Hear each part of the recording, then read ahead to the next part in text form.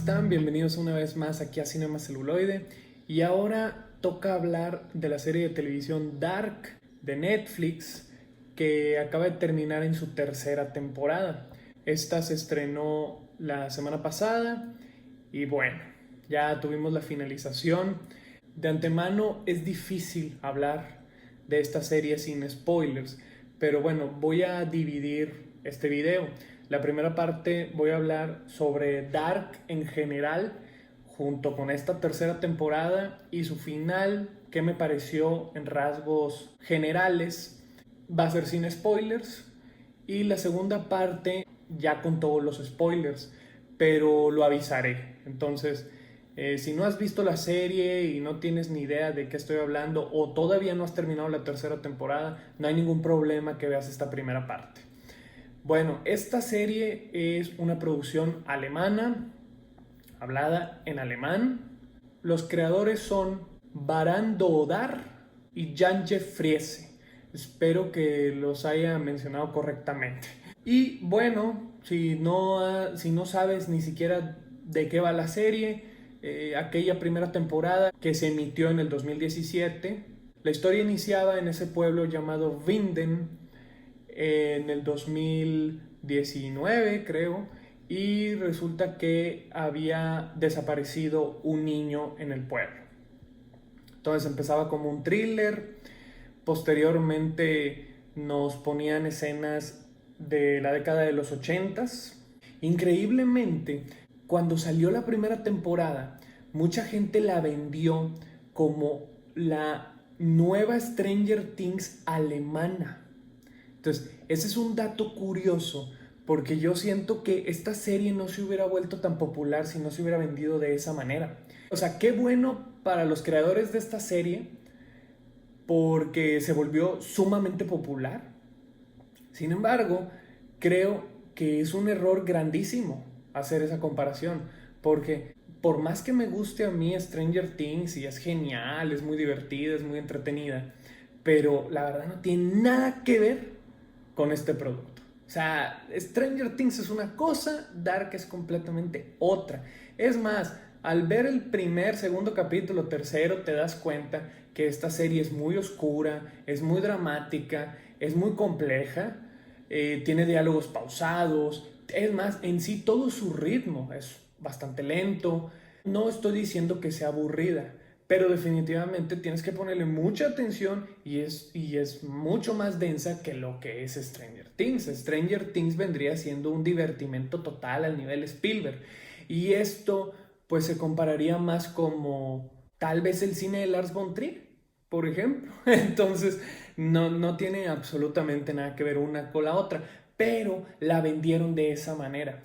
Y por eso este producto se volvió muy popular cuando tenía todos los aspectos para no serlo. Entonces, la primera temporada, la verdad, es genial. Tiene un giro de tuerca a la mitad de ella que es impresionante, te deja con la boca abierta. Tiene una música soberbia, de veras, una música bien característica, pero bien característica que te demuestra toda la personalidad que tiene esta serie. Las actuaciones están bastante bien realizadas, las atmósferas bastante bien. Es una serie muy bien hecha, muy bien hecha y tiene su género bien identificado, que es el terror y la ciencia ficción. De repente incluyen cierta fantasía, de repente incluyen ciertos dramas familiares, porque a final de cuentas la historia es la ida y la venida de 4 familias de este pueblo. La segunda temporada estuvo al nivel de la primera, realmente te abre el panorama de las cosas, se empieza a complicar mucho más, son demasiados personajes y demasiadas cosas las que pasan entre uno y entre otro. Entonces el estar luchando con las conexiones constantemente pues sí se vuelve un poco más complejo, y esta tercera es una locura completamente. Lo digo a la buena, porque de veras es muy valiente narrarte todo este caos, pero lo digo caos no porque sea un error, sino que verdaderamente está bien estructurado, pero como espectador realmente es muy complicado estarla viendo. En resumen, me parece un proyecto genial, es una joya de la televisión. De veras, si no han visto esta serie, deberían de verla, deberían de acercarse a ella. Es un producto muy original porque también viene de un lugar en el cual vemos pocas producciones. Me refiero a nivel popular. Pocas veces vemos tanto películas o series alemanas y que tengan el nivel de fama como esta. Estamos muy acostumbrados a ver cosas estadounidenses o británicas o obviamente mexicanas por vivir aquí, pero se nos olvidan países como Alemania, Suecia, Noruega, Dinamarca, y de repente tienen una visión bien interesante de ciertas historias y tienen diferentes tipos de narrativas que te pueden agarrar bastante bien, pero que no estamos acostumbrados a ellas porque pues ellos son diferentes a final de cuentas, ellos tratan las cosas de diferente manera. Si no han visto la serie, se la recomiendo muchísimo, es una joya de principio a fin. El final me encantó, no puedes esperar más. Y eso que esta serie era muy difícil terminarla. Vi en redes sociales que muchos fanáticos de Game of Thrones o de Lost, que fueron series muy populares en su momento, querían que el final de Dark no fuera bueno, porque como Game of Thrones terminó siendo una porquería y como Lost también terminó siendo una marihuanada, digámoslo así, pues eso es lo que pedían. Pues no se les dio. No se les dio, la verdad. Esta serie termina como debe de terminar. Sí, quedan varios cuestionamientos al aire, puede ser, pero la verdad tiene un gran final y era muy difícil construir una finalización tan lógica. La verdad, era muy difícil. Estos escritores se metieron en muchos problemas y para salir era complicado y lo lograron. De veras, lo lograron. En términos generales, lo lograron. Entonces, es una joya, se la recomiendo muchísimo. Y lo que sí es que el mejor consejo que te puedo dar, si no has visto nada de Dark y no conoces nada de Dark, es que la empieces a ver y la veas de corrido. No seas como me pasó a mí y a mi esposa, que la vimos juntos, y muchísima gente que la estuvimos viendo en vivo, que veíamos la primera temporada y nos dejaban un año esperando, y luego la segunda, y luego nos dejaban otro año esperando, y hasta ver el final, porque de veras sí es muy compleja. Necesitas ponerle mucha atención y necesitas observar bien a los personajes y todas sus continuidades. Yo creo que esta serie, si la ves de corrido, no es tan compleja. Hasta aquí la parte en donde no hay spoilers. Creo que en término general ya expliqué muy bien lo que me parecía la serie. Vamos con los spoilers.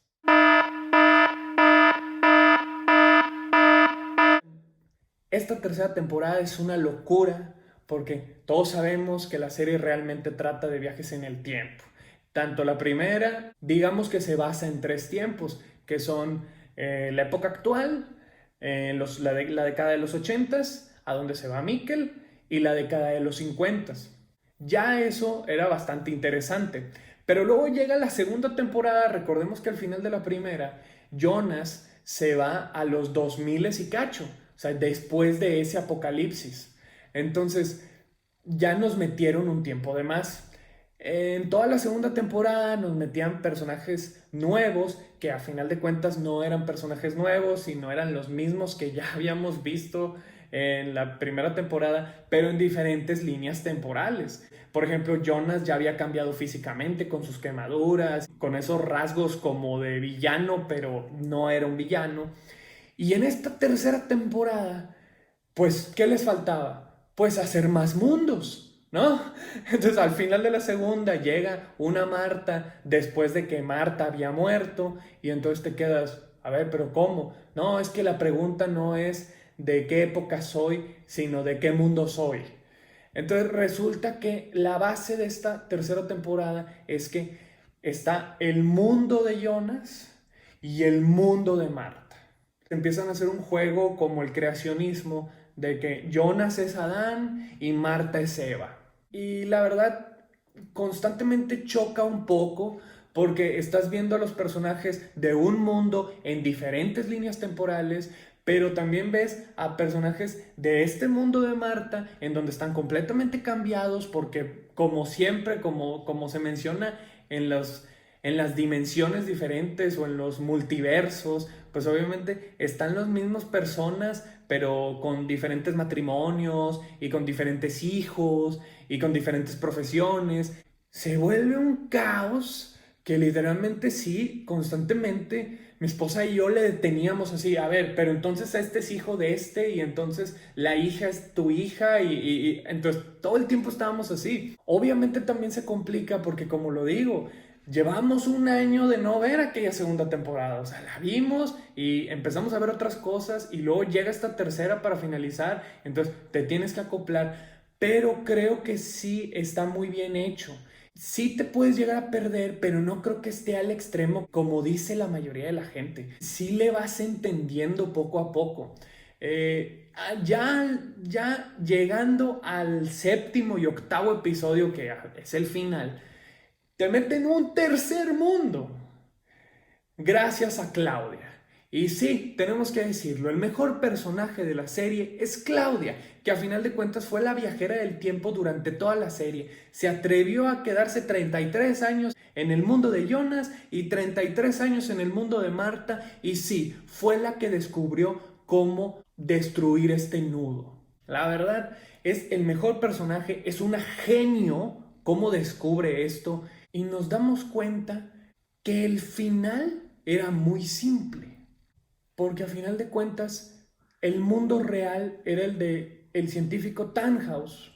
Y resulta que en la década de los 70 se le había muerto el hijo y la nuera junto con su nieta en un accidente automovilístico y eso desembocó a que él entrara en una depresión y que empezara a hacer experimentos con una máquina para regresarlos en el tiempo. E inconscientemente funcionó como un dios. Entonces, al apretar esos dos botones, crea los dos mundos, que uno es el de Jonas y otro es el de Marta. Verdaderamente es una alusión a la creación. Tannhaus es Dios, Jonas es Adán, Marta es Eva, y resulta que Marta y Jonas estuvieron luchando constantemente entre ellos para tenerse a sí mismos, porque lo único que ellos querían era tener su relación amorosa imposible y mataron gente, fueron, vinieron. Híjole, es que los viajes en el tiempo de esta temporada se van a 1888 y resulta que Jonas con los otros personajes se quedan encerrados durante 30 y tantos años ahí y luego el Jonas del futuro junto con Claudia y junto con Noah están desarrollando también cómo viajar y no, es un caos con todos los personajes, pero el final es muy simple y es muy sencillo y a final de cuentas lo que los fans queríamos de esta serie era el origen de este bucle y la finalización de él. Eso era realmente lo que queríamos. Y los creadores lo lograron y se salieron con la suya. Es un final genial. Así, es brutal. Toda la serie sumamente profunda. Hay la explicación del gato de Schrödinger porque además de los dos mundos y de que hay otro tercero que ese es el real, además de eso, el mundo de Jonas tiene una división. O sea, te divide a dos Jonas. Y resulta que también hay dos Martas, porque ocurre algo ahí específicamente. Y eso también es una explosión de ideas. O sea, estos señores no paraban y no paraban y no paraban. Y decías tú, bueno, ¿cuándo se va a detener esto? ¿Cómo vas a solucionar todo este caos? Pues es que el as lo tenían bajo la manga y te lo avientan hasta el último capítulo. Ese tercer mundo, que es lógico por el libro que tenía Noah, ese simbolismo del tridente. Eran tres tiempos, eran tres puertas, era la figura de los tres y era lógico pensar que había un tercer mundo, pero como espectador no te lo imaginas. Ciertamente hay muchísimo de ciencia ficción pura y dura. En momentos dices, No, esto está lleno de paradojas, esto ya no tiene lógica. Yo desde el principio siempre criticaba lo de Mikkel. ¿Cómo puede ser que un niño que está en el presente se pierde en el tiempo en esas cuevas y resulta que se queda a vivir en ese mismo pueblo toda su vida hasta suicidarse? Se me hacía completamente ilógico, irreal. Pero ¿saben qué? Con la existencia del tercer mundo real, tiene sentido, porque el mundo de Jonas y Marta no tenía ninguna lógica. Jonas y Marta eran tía y sobrino y resulta que tú podías ser hijo de tu hijo. O sea, era un caos lo que había. Entonces, todas esa clase de paradojas se solucionan con el final. Realmente se vuelve muy lógico. También hay que decir que esta serie tiene mucho contenido filosófico. Constantemente te están diciendo ciertas bases. Por ejemplo, la filosofía de Hegel afirmaba que los procesos históricos tenían un curso autónomo. O sea, que el hombre no hace a la historia, sino que la historia hace al hombre. Y realmente es la base de esta serie. También constantemente te están diciendo que el principio es el final y el final es el principio. Y efectivamente, cuando termina la serie, empiezas a darte cuenta de todo lo que te habían mostrado. Esta es la mejor manera de narrar una historia. O sea, tiene un desarrollo tan complejo, tan diverso, con tantas líneas temporales, con diferentes mundos, con filosofía, con existencialismo, pero nada es gratuito. Y lo peor del asunto es que el final es simple. Lo que te narraron es simple. Así se cuentan las buenas historias. Así. Esa es la manera de contar algo originalmente. Contarte las cosas de cierta manera que tú dices, wow, me está explotando la cabeza, esto va a ser demasiado complejo, ¿qué se van a sacar? Y cuando termina te das cuenta que no, la historia era muy simple, el final era muy sencillo, los personajes se complicaron de más, como solemos ser los humanos. Tristemente, nuestra inteligencia no nos da para simplificar las cosas, sino para complicarlas. Entonces, es una joya, es increíble esta serie, por favor, véanla. Es más, incluso es una serie para volverla a ver, de veras. Es un gran producto.